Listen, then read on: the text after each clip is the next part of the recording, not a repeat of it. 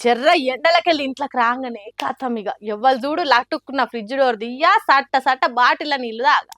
అప్పటి మందం గొంతు చల్లబడుతుందేమో గాని ఆ ఫ్రిడ్జ్ల నీళ్ళు మన పెయ్యికి అస్సలు మంచిది కాదట.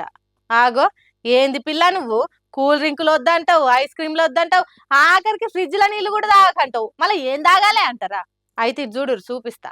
ఇప్పుడంటే ఫ్రిడ్జులు ఉన్నాయి కాబట్టి ఎవ్వరు చూడు బాటిల్ నింపి అందులో పెడుతుర్రు. జర్ర చల్లబడ్డాయి అంటే కథం ఇక బయటికి పోయి రాగానే గవ్వే తాగుతుర్రు. కానీ వెనకటోళ్ళు మట్టి కుండల నీళ్ళే తాగేటోళ్ళు. ఈ ఫ్రిడ్జ్ల నీళ్లు తాగితే అప్పుడు మందం పెయ్యి చల్లబడుతుందేమో గాని పానం చాలా ఖరాబ్ అవుతుంది, సర్ది అయ్యే అవకాశాలు చాలా ఉంటాయి. అదే కుండల నీళ్లు తాగితే సర్ది అంచుకు కూడా రాదు, రోగ నిరోధక శక్తి పెరుగుతుంది, పెయ్యి వేడి తక్కువైతుంది, ఎసిడిటీ రాదు. కుండ నీళ్ళల్లా మన పెయ్యికి కావాల్సిన మినరల్స్ అన్ని ఉంటాయి. వెనకటోళ్ళు మట్టి కుండలనే తాగేటోళ్ళు, అవిట్లనే వంట చేసుకొని తినేటోళ్ళు, అందుకే గట్టిగా ఉన్నారు. కాబట్టి మీరు కూడా ఎంత వీలైతే అంత ఈ ఎండలు వచ్చేదాకా వేలకు వేలు పెట్టి కొనే ఆ ఫ్రిడ్జ్ల కంటే 200 పెట్టిరంటే మంచి కుండ వస్తుంది. అంగట్లకు పోయి కొనుక్కొచ్చుకొని వాడుర్రి. ఒకప్పుడు అంటే కుండలు ఊర్ల పొంటే దొరుకుతుండే గాని ఇప్పుడు అట్లా లేదు. ఏడంటే ఆడ అమ్ముతానే ఉన్నారు. మట్టి బాటిళ్లు, కుండలు, మగ్గులు, కప్పులు ఇట్లా తీరుగా చేసి అమ్ముతురు మట్టితోని. జర పానం మీద ఓ నజర్ పెట్టుర్రి. ఇప్పుడున్న వాతావరణానికి ఇసొంటి వాటిస్తేనే పానానికి మంచిది అని కుద్దు డాక్టర్లే చెప్తురుగా.